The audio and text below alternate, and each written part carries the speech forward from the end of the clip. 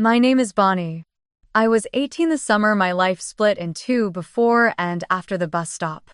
The ceremony had just ended. My classmates were hugging, tossing their caps into the air, parents crying and taking photos. I still had the blue gown on, the diploma folded tightly in my hand, the paper already damp from the heat. My parents didn't take a single picture. They said we were short on time.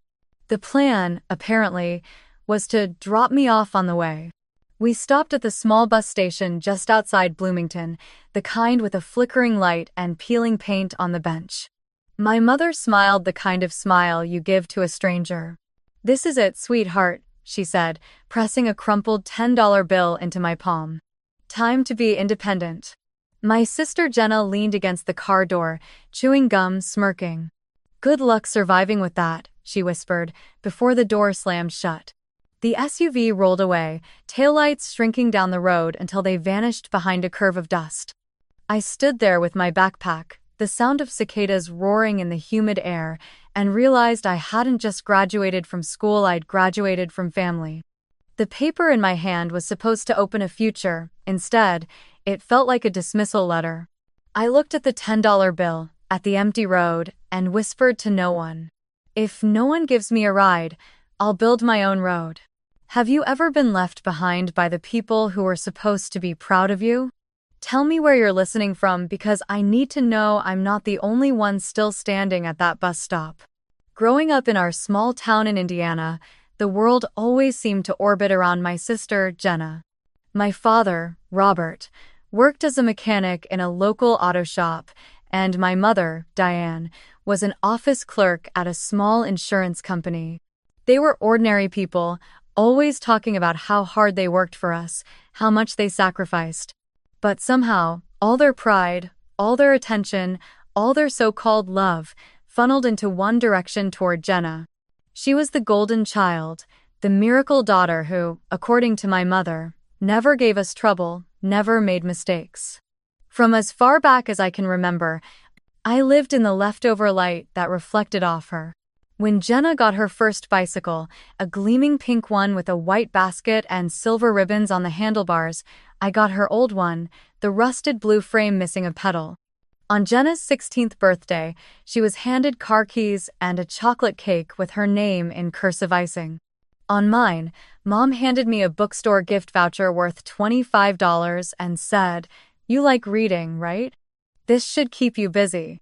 But I was a quiet child, and quiet children are easy to overlook. I spent hours in the garage with my father's discarded tools, taking apart broken radios, rewiring old clocks, and sometimes repairing them just enough to make them hum again. I was fascinated by how things worked: circuits, engines, cause and effect. It was the only place I felt seen, even if no one was watching.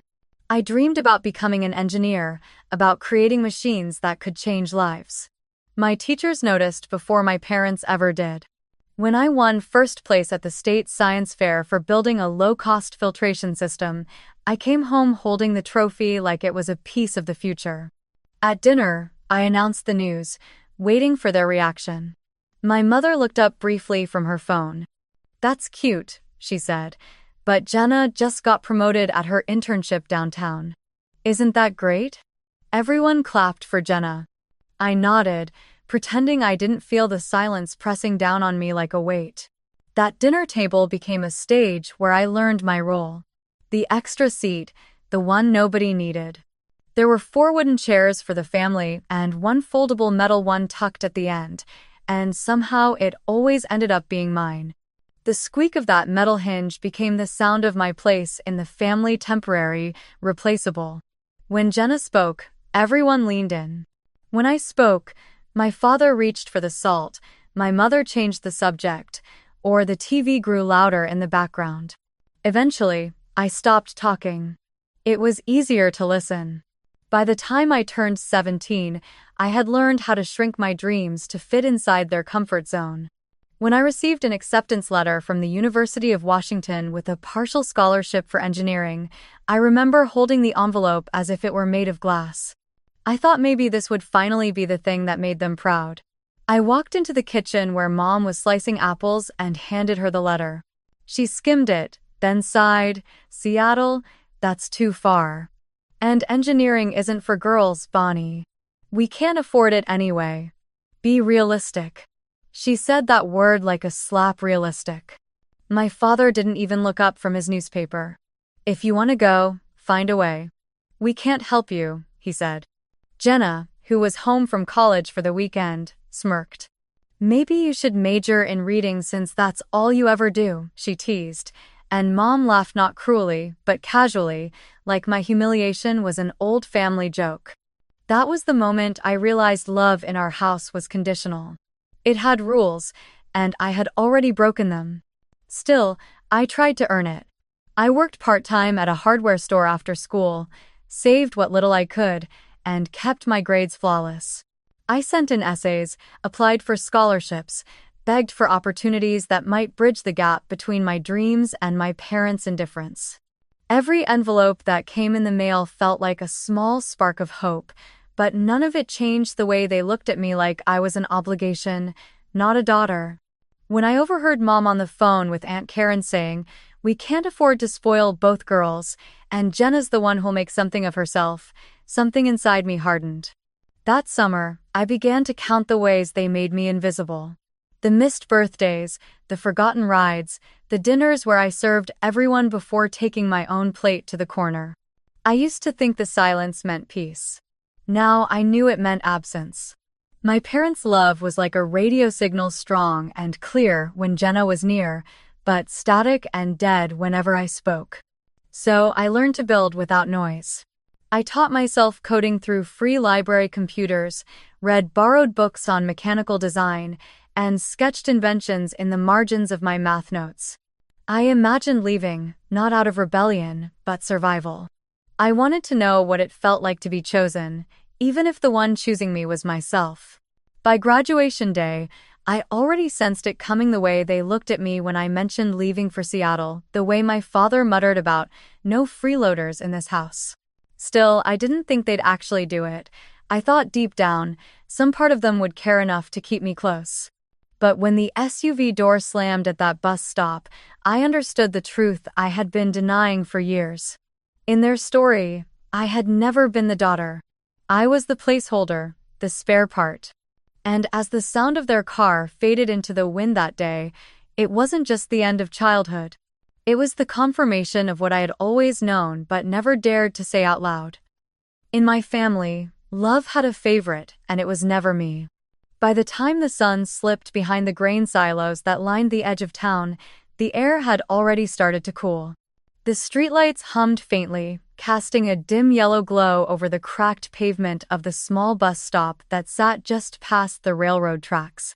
It wasn't much, just a dented metal bench, a flickering schedule board, and a faded sign that read "Next bus 10:45 p.m. I stood there, still half-dressed for graduation, the navy gown clinging to my arms, my diploma folded tightly inside a plastic sleeve. My backpack felt heavier than usual, not from books, but from the emptiness it now represented. I had a toothbrush, 2 shirts, a pair of jeans, and a charger for a phone that had long since died. And in my hand, a crumpled $10 bill, my mother's version of a send-off gift. The last conversation replayed in my head like a broken record. "You'll figure it out. That's what adults do," Mom had said as she brushed invisible lint off her blouse. "Where am I supposed to go?" I'd asked, the question cracking halfway out of my throat. She'd sighed, impatient, like I was holding up traffic. "College or not, you're on your own now. Alarne." Jenna had laughed, swinging the car keys around her finger. "Enjoy your freedom." And then the SUV door slammed. The sound of their tires grinding against the gravel stayed with me long after they disappeared down the road. For a few minutes, I just stood there, waiting for, I don't even know what. Maybe that they'd turn around, maybe that my mom would call out my name. But the silence stretched longer than hope could bear. The only movement came from the faint flutter of a discarded flyer pressed against the fence, and the only sound was the buzz of insects circling the light above me. When the wind picked up, the first drops of rain landed on the plastic cover of my diploma. It was almost poetic, how fast the paper started to wrinkle, the ink smudging like it was crying with me. I took off the gown, folded it carefully, and tucked it into the backpack. The rain wasn't heavy yet, just persistent enough to chill my hands and turn the dust into mud. Across the street, a small convenience store still had its neon sign on. I checked my wallet again, $10. I stepped inside, the bell above the door giving a tired jingle. The cashier barely looked up. I bought the cheapest sandwich I could find and a small bottle of water, $7.82 total. When the coins clinked into my palm, I knew exactly how much I had left to my name, $2. 18 and a degree that no one cared about. Outside, I found a dry spot beneath the overhang where an old payphone used to be. I ate slowly, chewing through the soggy bread while watching the rain gather into puddles near the curb. Somewhere in the distance, a train horn wailed a sound that felt both lonely and comforting. I pulled my knees up to my chest, clutching the backpack as if it could hold me together. I told myself it was just one night. Tomorrow I'd find a job, somewhere to stay, something to eat. Tomorrow I'd start over. But the night was long. Every passing car made me flinch, half expecting the familiar shape of our SUV to return. It never did. The few people waiting for the late bus looked at me with quiet pity, the kind that doesn't ask questions. Around midnight, when most of them had already left, I was the only one still sitting there, staring at the blinking light that signaled another delay. The bench was cold metal against my legs, but I didn't move. My phone had been dead since afternoon. The screen reflected my face like a ghost. I thought about calling someone an aunt, a teacher, but every name I considered came with the same voice in my head. You'll figure it out. When the rain thickened into a downpour, I dragged myself to the corner of the shelter and used my gown as a blanket. It smelled faintly of dust and stage perfume from the ceremony. I closed my eyes and tried to imagine I was somewhere else, anywhere else. In the dark, I could still hear the echoes of my classmates celebrating, their families honking car horns, taking pictures, going out for dinner. I wondered what my parents told the neighbors. Maybe they'd said I was staying with friends. Maybe they didn't mention me at all. Sometime past 1 in the morning, a bus finally pulled up, its headlights slicing through the rain. The driver glanced at me through the open door and asked, "You getting on?" I hesitated, then shook my head. Not yet. He gave a small nod, as if he understood more than he said, and drove off, leaving a trail of mist in the air. When the noise faded, the silence returned thicker than before. I don't know when I finally drifted to sleep.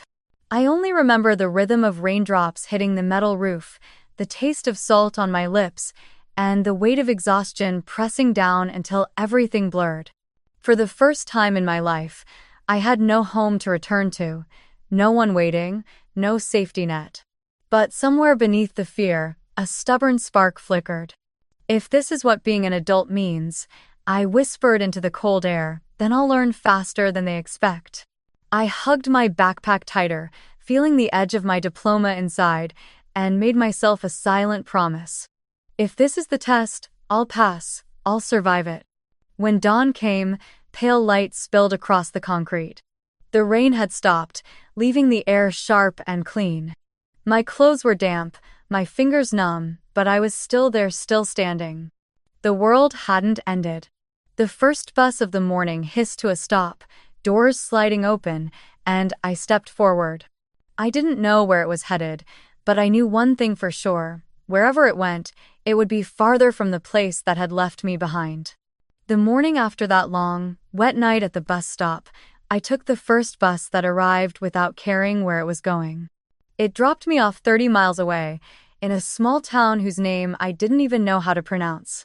I wandered for hours along cracked sidewalks lined with faded storefronts, thrift shops, laundromats, and diners that smelled like coffee and old grease.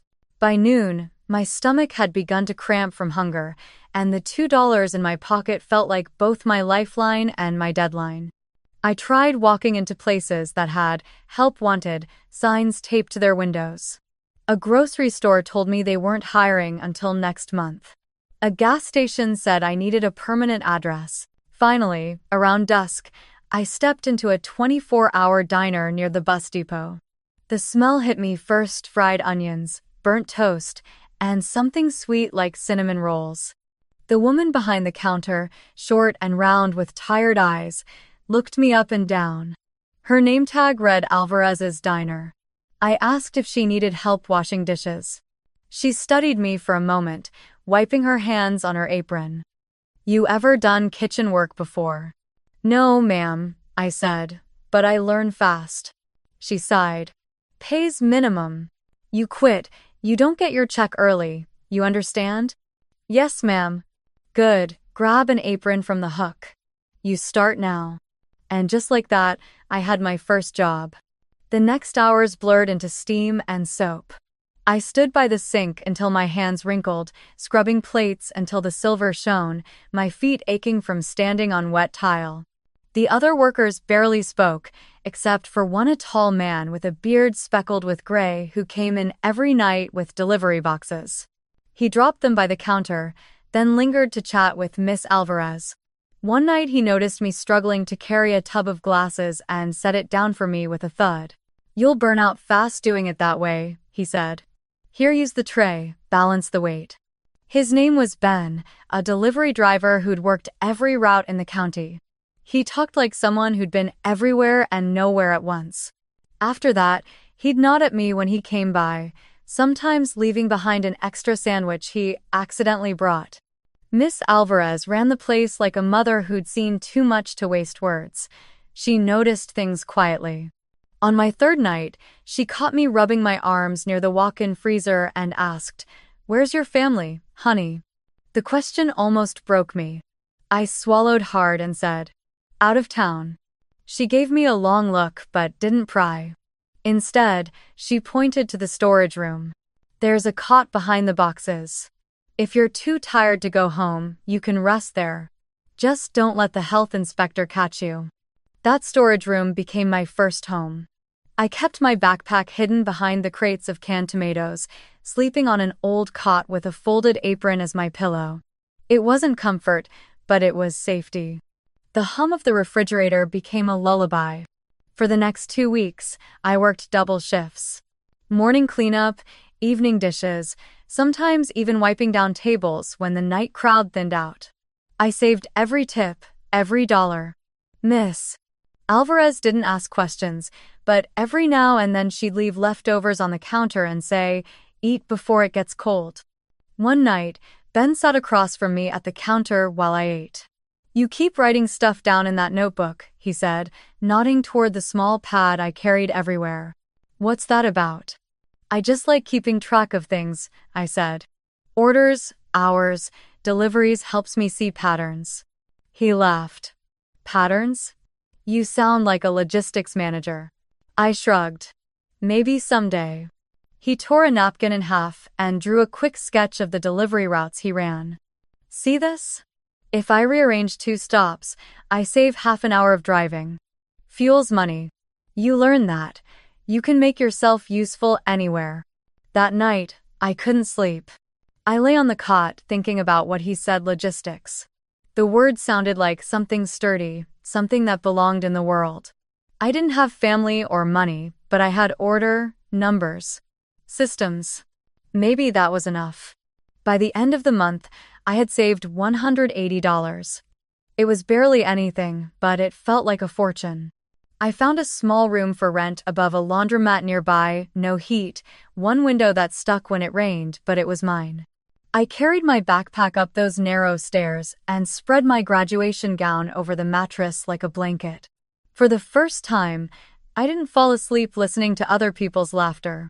I fell asleep listening to silence, and it felt like progress. On my first payday, Miss Alvarez handed me an envelope and said, "You earned this. Don't lose yourself out there, okay?" I nodded, the lump in my throat too tight to answer. After my shift, I walked to the thrift shop across the street and bought a navy blue backpack, strong zippers, padded straps, not fancy, but new. I ran my fingers over the fabric and smiled. It wasn't just a bag. It was proof that I had replaced at least one thing that life had taken from me. Over the following months, I started noticing details most people ignored. How shipments came in late when the routes were messy. How orders stacked up when schedules overlapped. I began to write them down, rearranging tasks, timing breaks, predicting when rushes would hit. Miss Alvarez started relying on me to handle the dish rotation and the supply runs. She never said it outright, but I could tell she trusted me. One evening, Ben came in soaked from the rain and dropped a delivery manifest on the counter. "Look," he said, pointing to a string of addresses. "These guys have no idea how to plan routes. You've got a mind for this stuff. Ever thought about something bigger?" "Bigger than dishes?" I said, half laughing. "Bigger than here," he replied, serious. "You've got the kind of brain that builds order out of chaos. Don't waste it." That night, I stayed up past midnight staring at my notes, my fingertips stained with pen ink. Maybe this was my first real lesson. Not all families are built from blood. Some are built from people who hand you a tray instead of pity, who show you how to balance the weight instead of watching you drop it. As I lay down on my creaky bed, the new backpack resting at my side, I felt something small and steady bloom in my chest, a quiet defiance, a whisper of purpose. I wasn't just surviving anymore. I was learning how to move forward. And one day, I promised myself, I wouldn't just clean tables or wash dishes. I'd be the one designing the routes that led people home. The diner became my entire world for nearly a year, and every shift taught me something new about movement, how things, people, and even stories travel. I started to see patterns everywhere. How deliveries arrived late on Fridays because of highway construction, how Ben's route always passed the same gas station 15 minutes before the rush. How a misplaced order could ripple through an entire night schedule. The more I watched, the more it fascinated me. Logistics wasn't just trucks and boxes, it was the invisible rhythm that kept everything alive. If someone could understand that rhythm, they could hold the whole system in their hands. I wanted that control not to dominate, but to finally stop feeling like life was happening to me. At night, when the diner closed and the neon sign outside buzzed against the dark, I'd sit in the back booth with my secondhand laptop and an aching back, searching for whatever free courses I could find. Introduction to Supply Chain Management. Basics of Route Optimization. Excel for Beginners. Most of it sounded impossible at first: algorithms, linear programming, network design, but the moment I understood how small changes could save fuel, time, and money, it felt like unlocking a new language. Miss Alvarez would sometimes catch me squinting at the screen long after my shift. "You're going to burn your eyes out," she'd say, but then she'd refill my coffee and leave me be. On Sundays, the only day I had off, I'd walk to the public library, my new navy backpack bouncing lightly against my shoulders, filled with notebooks and printed spreadsheets. The library's Wi-Fi was patchy, but I learned to download lessons ahead of time. I sat near the big window that overlooked the street and wrote formulas in Excel until the cursor felt like a pulse. I started building a small tool that could calculate the shortest delivery route between multiple addresses. I didn't know it yet, but it was the first version of what would later change my life. Ben noticed my obsession one afternoon when he came by the diner during a delivery. "You still scribbling maps in those notebooks?" he asked. "Yeah," I said. "Trying to figure out why half your routes make no sense." He laughed so loudly that Miss Alvarez peeked out from the kitchen. "Careful, kid," he said. "You're going to talk your way into a job." But it turned out he wasn't joking. A few weeks later, he told me about a small trucking company on the edge of town that needed part-time help organizing their delivery schedules. "They pay peanuts," he warned, "but the owner's fair. I'll vouch for you if you want." I wanted. The company was called Everline Freight, a modest operation with 6 trucks, 1 cluttered office, and a manager named Tom Whitman, a man who looked permanently tired but kind. He looked over my thin resume, tapped the table with his pen, and said, "You don't have experience, but Ben says you think fast. You can start as an assistant. Minimum wage, 2 days a week." "Deal?" "Deal," I said, before he could change his mind. From then on, my life followed two tracks: dishes and data. Mornings at the diner, evenings at Everline, nights at the library. The office smelled like diesel and coffee, and every wall was covered with maps, pins, and scribbled notes. My job was supposed to be simple: entering addresses, logging deliveries, but Tom quickly noticed how I rearranged his handwritten lists to make them more efficient. One afternoon, he leaned over my shoulder and said, "You just saved us 40 minutes on Route 6. How'd you figure that out?" "I just noticed two of the stops were on the same side of the highway," I said, trying not to sound too proud. He grinned. "Keep doing whatever that is." And 40. The first time I stayed late at Everline was by accident. It was nearly 2 in the morning, the office quiet except for the faint hum of the vending machine. Everyone else had gone home, but I was still staring at the map of Indiana on the wall, red pins, marking every destination our trucks hit in a week. I followed the routes with my finger, tracing the tangled lines like veins. Outside, rain tapped gently on the window, and somewhere a truck rumbled past on the freeway. I zoomed out on my computer screen, pulling up a digital map that stretched beyond state lines. Ohio, Illinois, Kentucky. Hundreds of highways crossing like threads in a spiderweb. I imagined being able to move each truck with a click to know where every driver was, every load, every delay. The thought filled me with an almost physical hunger. One day, I whispered into the empty room, "I'll be the one directing these routes, not cleaning up after them." I stayed until dawn, reworking the company's delivery chart into a color-coded schedule. When Tom arrived that morning, coffee in hand, he stopped dead at the sight of the printouts. "You did this overnight?" he asked. "Couldn't sleep," I said. He chuckled softly. "I'll make you a deal, Bonnie. Keep this up, and I'll teach you how to do dispatching properly." That was how it began my apprenticeship in logistics. He taught me how to read freight weights, calculate delivery costs, track mileage, and negotiate contracts. He even let me handle driver check-ins once I proved I could stay calm under pressure. Each task, each mistake, each small success built something inside me, a new identity that wasn't tied to being forgotten. At the diner, Miss Alvarez started calling me college girl. Ben would wink whenever he dropped off a delivery and say, "See, I told you you'd talk your way into something." Oh, but I knew it wasn't just talk. It was survival that had turned into skill. Every mile on the map was a reminder of the night I'd been left behind, of the road I had to build myself. By the end of that year, Everline Freight had expanded into neighboring states. Tom let me coordinate routes for 2 new trucks, trusting me to manage the timing. My spreadsheets became more complex, my confidence steadier.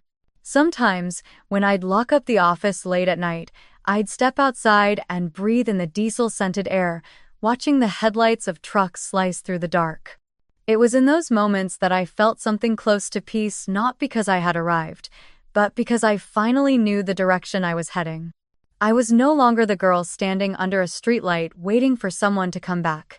I was the one who mapped the routes forward, and one day soon, I promised myself, everyone else would follow the roads I designed.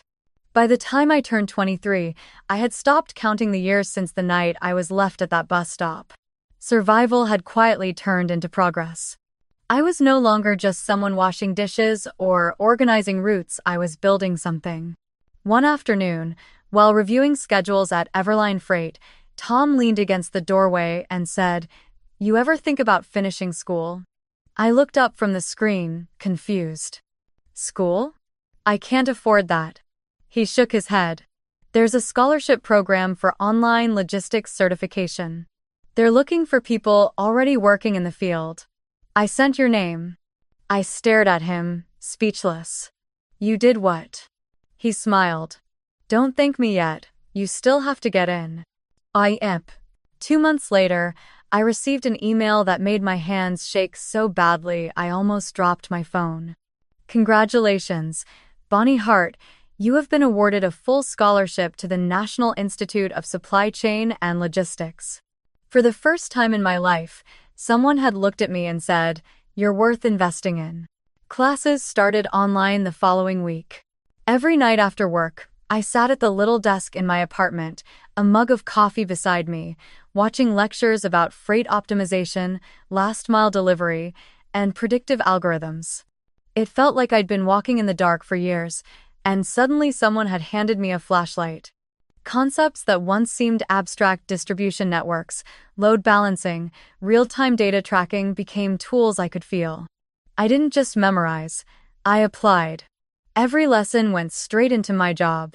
One weekend, while helping a local florist deliver arrangements for Valentine's Day, I noticed how inefficient their delivery routes were, drivers zigzagging across town, wasting fuel and time. That night, I sketched a simple idea in my notebook. What if small businesses could access route optimization without paying for expensive enterprise software?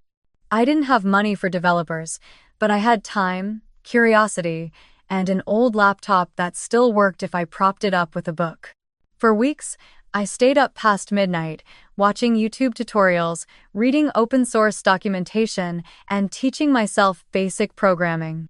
Slowly, line by line, I built a prototype, a simple app that let users input multiple addresses and calculate the shortest path using existing map APIs. It wasn't fancy, but it worked. I named it Swift Route because that's what I wished I'd had all my life, a swift route out of nowhere. Ben was the first to test it.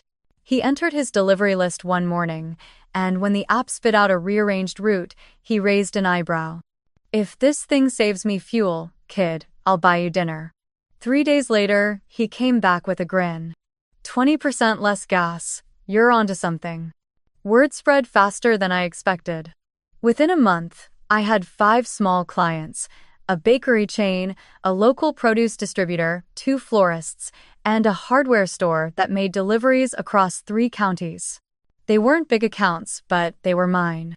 I charged them a modest subscription fee, enough to cover maintenance and hosting costs, and spent my nights debugging code, responding to feedback, and improving the interface. Each time a customer emailed saying, "Your app saved us hours today," I felt a surge of warmth stronger than any praise I'd ever received at home. The day I signed my first formal contract with a real client, I sat frozen in front of my laptop, staring at the document like it was something sacred. The client's name, McLaren Wholesale Foods, was printed neatly at the top, with a signature line waiting at the bottom. I read every word twice before picking up the digital pen and writing my name. Bonnie Hart, founder, Swift Route. The click of that submit button echoed louder than any applause I'd heard at graduation. When the email confirmed contract accepted, I didn't celebrate with champagne or dinner. Instead, I went to my drawer, pulled out an old photo I'd taken of that night at the bus stop, blurry streetlight, empty bench, and next to it, I taped the scan of that signed contract. Right beside it, I pinned something even smaller.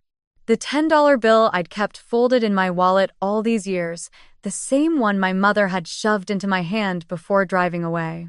It had faded and torn at the edges, but I couldn't bring myself to spend it. I slipped it into a frame and set it next to my laptop screen. "That's my seed funding," I whispered, smiling. "My first investor." The more SwiftRoute grew, the more I realized how much of my life had prepared me for this moment. Every night washing dishes had taught me endurance. Every shift at Everline had taught me systems. Every ignored plea for help had taught me to rely on myself. I wasn't just building an app, I was rewriting the map of my own life. Soon, I began getting inquiries from small companies in neighboring states. Tom helped me draft contracts, and Ben introduced me to warehouse managers he knew from his roots. "They trust me," he said one day, "but after seeing your work, they'll trust you." That meant more to me than he realized. I still worked out of my apartment, my laptop balanced on a small table near the window. Some nights, the glow of the screen reflected the same tired face that had once stared out from under a streetlight years ago. But this time, I wasn't waiting for anyone to return. I was steering the traffic. The first time SwiftRoute hit 1,000 active deliveries in a single week, I couldn't stop staring at the live map, tiny dots moving across highways from Indiana to Illinois to Ohio. I zoomed in and whispered to myself, "Look at that, you did this." It was past 2 in the morning. Outside, the city was asleep, and I was alone in the quiet hum of progress, the kind of silence that feels earned. My screen glowed with green and blue lines, little trucks crawling like fireflies across the digital map. Somewhere deep inside, I felt the echo of that younger version of myself sitting in the rain, clutching a $10 bill. I wanted to tell her she'd made it. "One day," I murmured, repeating the same words I'd whispered years before in that freight office. "I'll be the one directing all the routes." Then I looked at the dashboard again and smiled. "And maybe," I said softly, "that day has already begun." By 29, the life I lived no longer resembled the one that began at that bus stop. What started as an improvised spreadsheet and sleepless nights had grown into SwiftRoute Technologies, a logistics platform operating across 12 states, serving over 1,000 small and mid-sized businesses.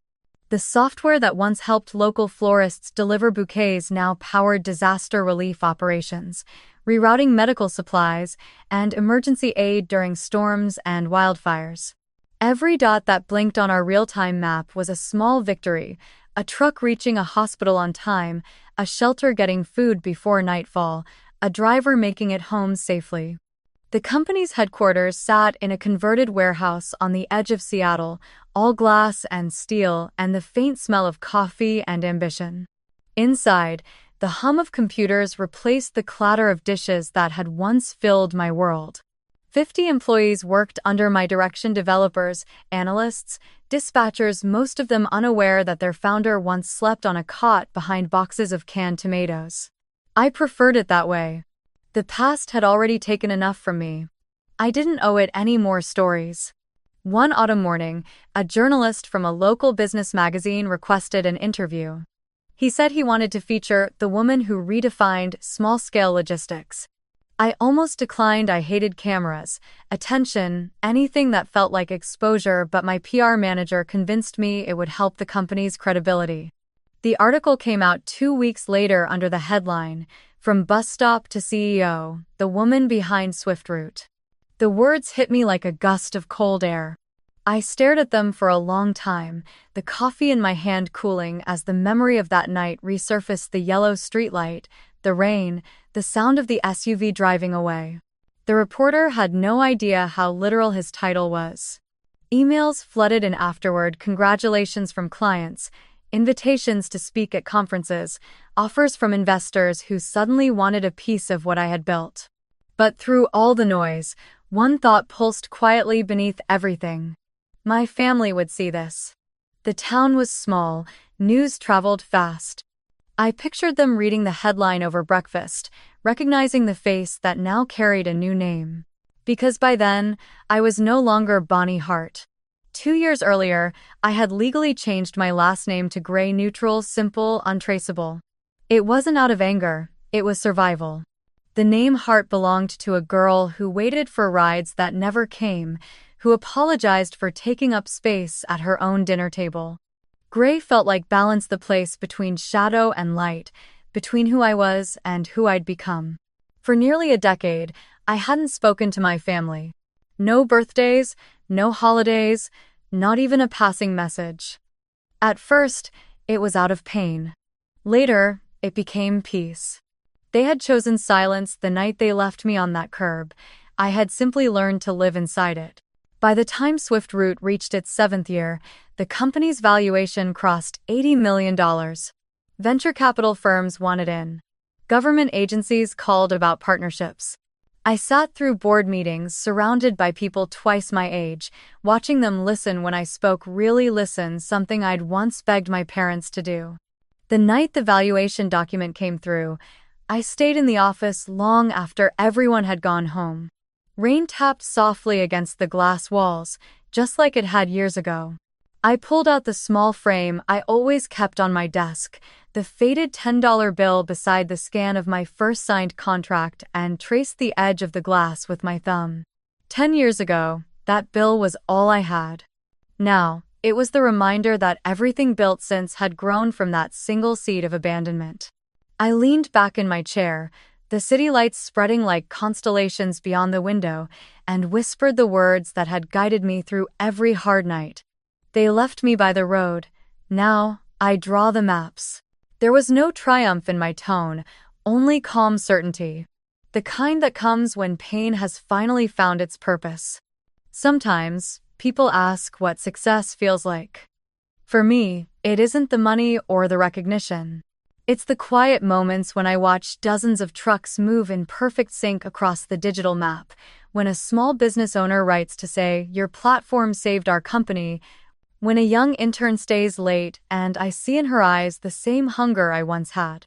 On those nights, I walk through the office, lights dimmed, monitors still glowing with routes and data. The air hums with the faint energy of movement. I pause at the large wall map our network now stretches from California to Maine and press my palm against the glass.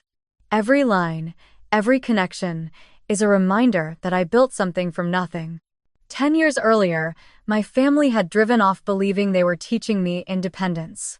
In truth, they had given me direction, a single, brutal push that forced me onto a road I didn't know I could survive. And maybe, in some strange way, I owed them this moment. But gratitude never erased memory. The bus stop still lived inside me, not as a wound anymore, but as a compass.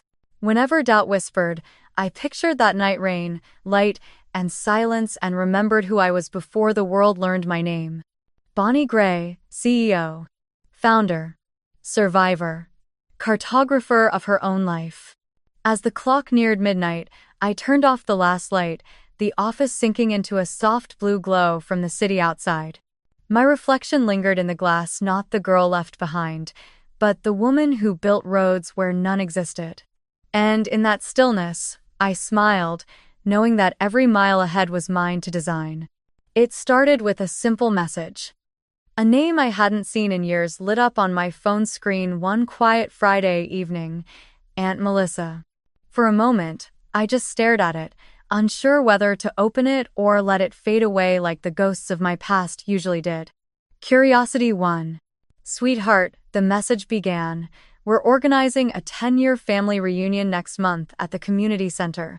Everyone will be there, your parents, Jenna, even Grandma. It would mean a lot if you came." I read it twice. The word everyone lingered like an echo in the room. I hadn't seen my family since that day at the bus stop 10 years, nearly to the month. The thought of being in the same room with them again made my stomach tighten. For a second, I imagined what they would think if they saw me now, the woman I'd become, the name I now carried, the company that turned me from the forgotten daughter into someone the world actually noticed. At first, I wanted to delete the message, to leave the past untouched. But something inside me, quiet and steady, whispered, "Go." Not for revenge, not for recognition. Just to see if time had taught them anything, if anyone had truly changed. I texted back simply, "Thank you, Aunt Melissa, I'll be there." For the next few days, I couldn't shake the thought of it. The same town, the same roads, the same people who once drove away and left me behind. Only now, I would arrive not as the girl at the bus stop, but as the woman who built her own roads. When the day came to prepare, I kept everything understated. No flashy designer brands, no glittering jewelry. I chose a slate gray dress, tailored but simple, with a soft silk scarf and a pair of pearl earrings, elegance that whispered rather than shouted. My driver asked what time I'd like the black limousine to arrive. I told him exactly 5:30. "We're driving to Indiana," I said, and his eyebrows lifted slightly, but he didn't ask why. The journey took nearly 4 hours, cutting through stretches of empty highway that once felt endless when I was younger. As the familiar countryside rolled by, I caught glimpses of the old gas station, the same diner where I'd washed dishes, and finally, that bus stop, the one under the dim streetlight, where everything had ended and begun. I told the driver to slow down. For a moment, I just looked out the window. The bench had been repainted. The sign still read, "Next bus 10:45 p.m. Same place, same road." But the person passing through at this time wasn't a scared girl clutching a diploma and $10. I was the one choosing the destination now. When we reached the town's community center, a modest red brick building surrounded by parked cars and laughter spilling through open doors, I could already tell my family had spared no effort. Banners hung across the hall, photos from past reunions lined the tables, and at the center stood a large buffet spread beneath string lights. I saw familiar faces, cousins, old neighbors, even my grandmother in her wheelchair. And then, at the far end, my parents and Jenna. My mother's hair had gone silver, but her posture was the same straight-backed, composed, as if she were always ready to be photographed. My father stood beside her, hands in his pockets, his eyes flicking across the crowd. And Jenna still poised, still perfect, though now her smile looked practiced. I didn't approach right away. Instead, I signed in at the reception table, writing Bonnie Gray in neat cursive. The volunteer glanced up. "Oh, you're the sponsor for tonight, right?" I paused. "Sponsor?" She pointed to a small plaque near the entrance. My breath caught. "This event is made possible by Swift Route Technologies." My company's logo shimmered under the light. I had arranged the sponsorship weeks ago through an anonymous foundation, the Gray Initiative. None of them knew it came from me. Inside, the music played softly jazz and old classics. I moved through the crowd, greeting a few cousins who recognized me only vaguely. "You look familiar," one said. I smiled. "Maybe from the paper," I replied. As people settled down for dinner, Aunt Melissa took the stage to thank everyone for coming. "Before we begin," she said, "I want to thank our anonymous donor for making this gathering possible. Whoever you are, your generosity reminded us what family really means." Applause rippled through the room. My parents clapped politely, unaware that the person they'd abandoned had paid for the very reunion that now brought them all together. After dinner, the MC announced one more surprise, a charitable initiative launched that evening. "Tonight, we're honored to introduce a new community scholarship," he said. "It's called the Bus Stop Fund, a grant for young students in foster care or without family support." The donor asked that it remain anonymous, but they wanted it dedicated to every child left waiting by the road. The room went silent. Something in my chest stirred a mix of ache and pride. I watched as my mother turned to my father, whispering, "That's a strange name, isn't it?" Jenna chuckled softly, her voice carrying across the table. "Probably someone trying too hard to sound poetic." I smiled faintly and looked down at my glass of wine. They didn't need to understand. That fund wasn't for them. It was for every version of me that still existed in other towns, sitting under other streetlights, waiting for a ride that would never come. When the speeches ended, I walked out to the parking lot to breathe. The night air was cool, carrying the scent of cut grass and rain. My limousine waited near the curb, its sleek black frame reflecting the glow of the streetlights. As I stood there, I noticed the same faint hum I remembered from long ago, the sound of tires rolling on distant pavement. The same road. But this time, I wasn't being left behind. I took one last look at the building, at the windows glowing with laughter and chatter. Inside, my family continued their reunion, oblivious to the quiet presence that had made it all possible. I didn't feel bitterness anymore, only distance, clean and calm, like the air after a storm. As the chauffeur opened the door, I paused, glancing once more toward the highway stretching into the darkness. "Same road," I murmured. "Different driver." Then I stepped into the limo, the door closing with a soft, final click. The engine purred to life, and as we pulled away, I watched the community center shrink in the rearview mirror until it disappeared completely, just another stop I had long since passed on the map I'd drawn for myself. When I returned to the community center that evening, the laughter had already spilled out into the parking lot. The sun was setting low over the fields, and the light struck the glass doors in warm gold. My limousine rolled to a stop at the curb, its dark surface reflecting strings of hanging bulbs and drifting balloons. For a few seconds, I sat still, watching the familiar silhouettes through the window, the cousins talking in clusters, Jenna's laugh cutting through the noise, my mother's unmistakable hand gestures as she tried to organize the buffet line. The same scene, 10 years later. Only the roles had changed. The driver stepped out and opened the door. Heads turned automatically, as they always do when a limo door opens. A few people whispered. I stepped out slowly, my heels clicking on the pavement, my gray silk dress catching the soft orange light. My hair was swept up in a neat bun, and I wore only a thin bracelet and pearl earrings. I stood straight, calm, the kind of poise you can't fake, the kind you earn. Good evening, I said simply, nodding to the nearest group of relatives. Aunt Melissa was the first to move toward me, her face lighting up with the same warmth I remembered from childhood. Bonnie? She gasped, her hands flying to her mouth. Bonnie, sweetheart, is it really you? I smiled and took her hands gently. It's Gray now. Bonnie Gray. Her eyes shimmered with tears. You look grown, and oh my God, you came. I did, I said softly. Thank you for inviting me.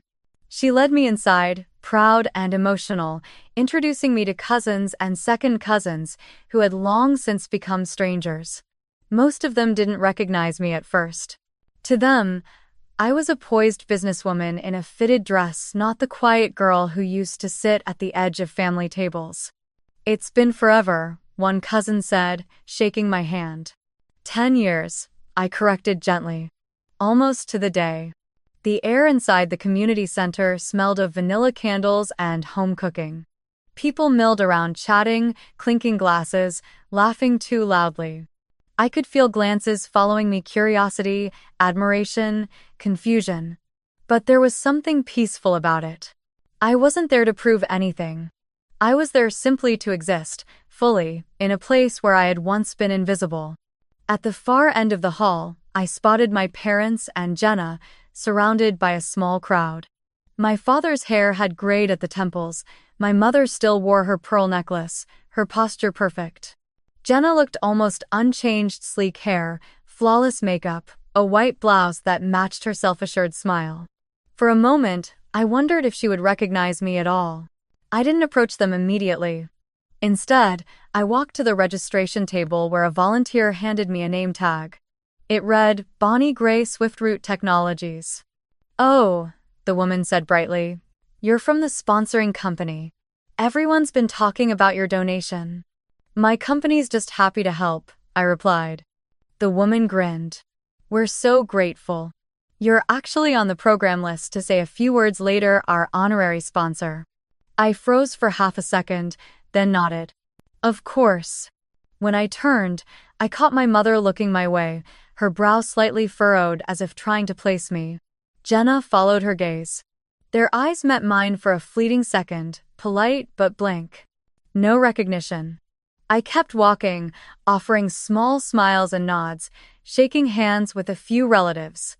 Aunt Melissa introduced me again to a few people who had known me as a child. This is Bonnie, she said proudly. Remember her, Robert and Diane's younger daughter. Oh, we're 8. Gray. I gently corrected again, smiling. But yes, that's me. My mother's voice carried from across the room, low but sharp, the way she used to sound when she was uncomfortable.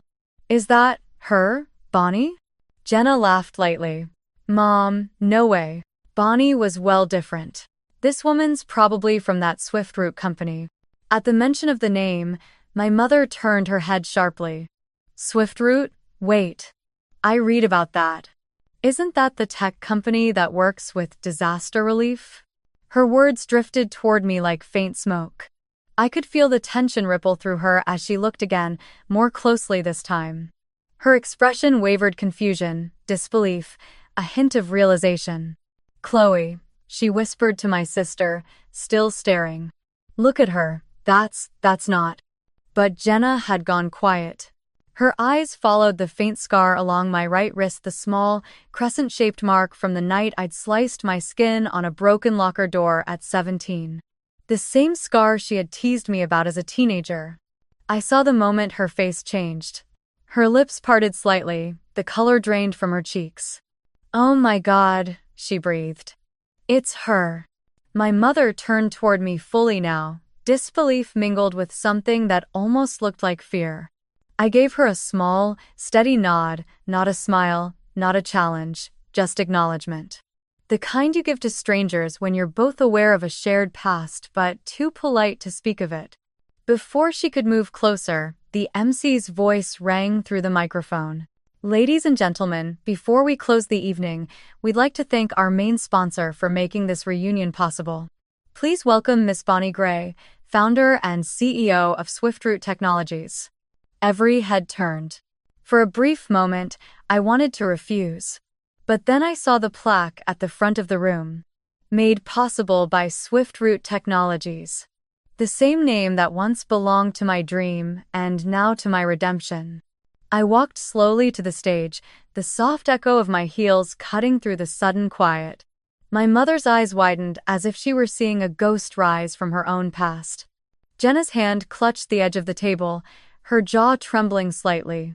I took the microphone, my voice calm but clear.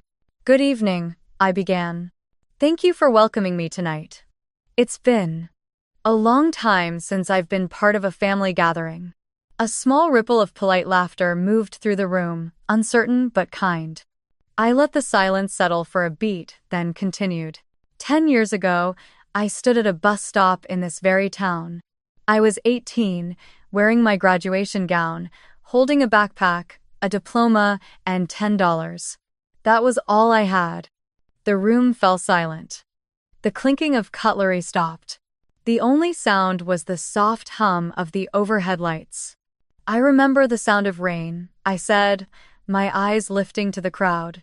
"And I remember realizing that night that life doesn't always wait for you sometimes. You have to build your own way forward." What I didn't know then was that the road I built would someday circle back here, not out of anger, but out of gratitude. Because even the hardest beginnings can lead to extraordinary places. A few people shifted uncomfortably. My father's face was pale, his hand frozen midair. I smiled faintly.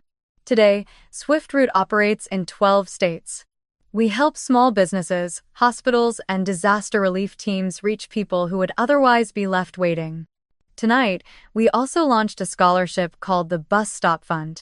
It's for young people who, like I once did, stand at crossroads without support, kids who deserve a ride towards something better.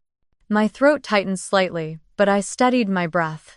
"Because no child," I said, my voice soft but unwavering, "should ever have to wait alone." The words hung in the air like a bell's echo, deep, clear, undeniable. For a moment, no one moved. Then, slowly, one pair of hands began to clap. Aunt Melissa.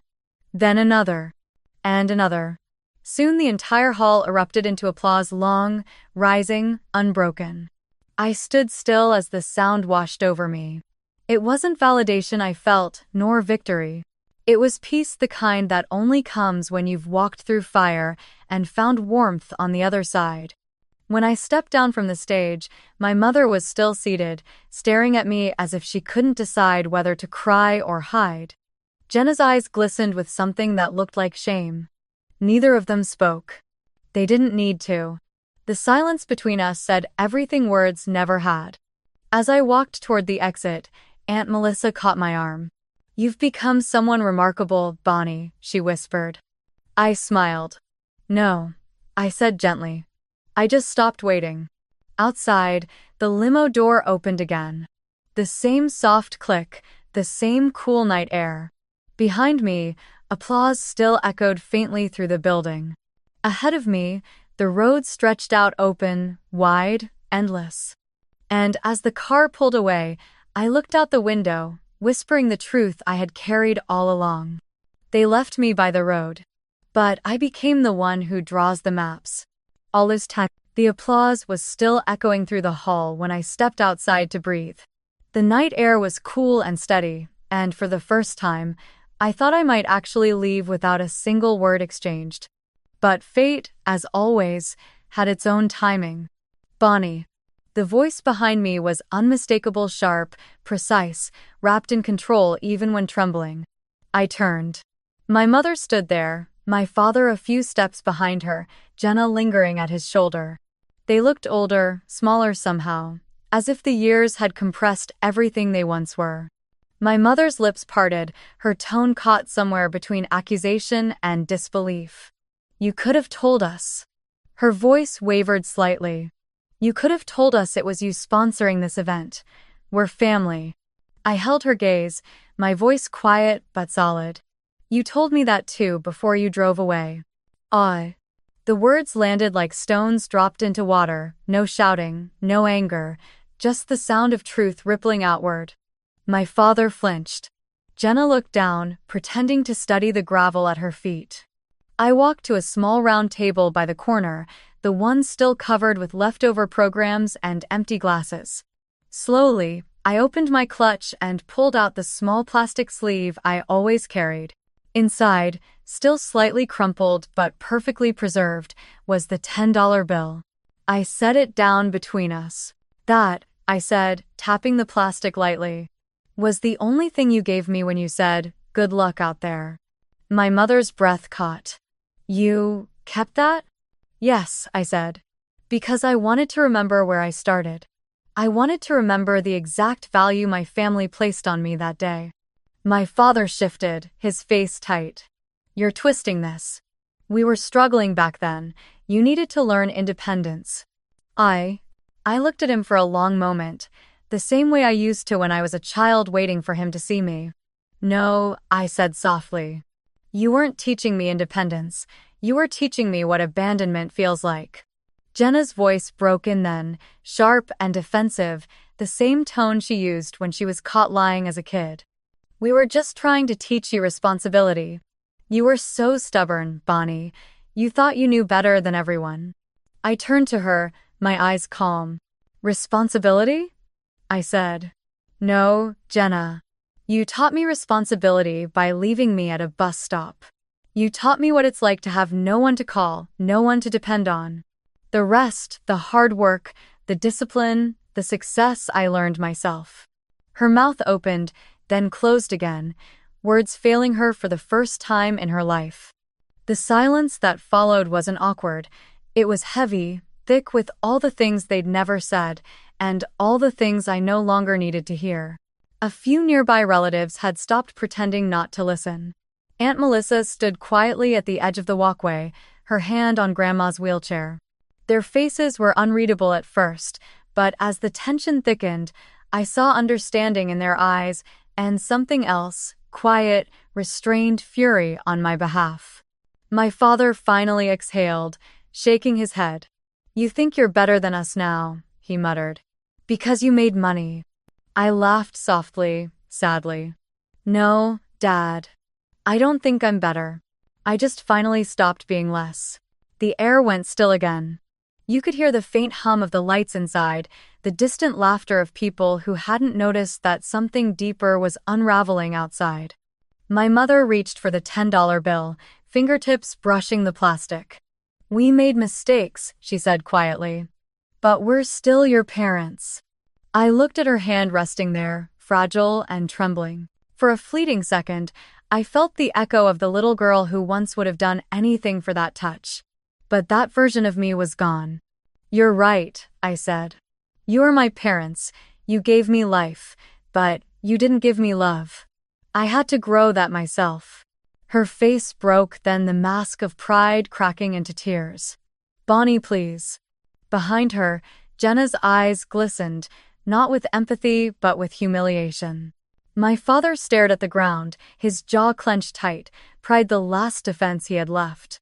The silence stretched until Aunt Melissa finally stepped forward, her voice firm but shaking with anger. Enough, she said. That girl built a company from nothing while you built excuses. You left her with $10 and a bus stop, and she turned it into something the entire country depends on. You don't get to claim her now. The words hit harder than mine ever could.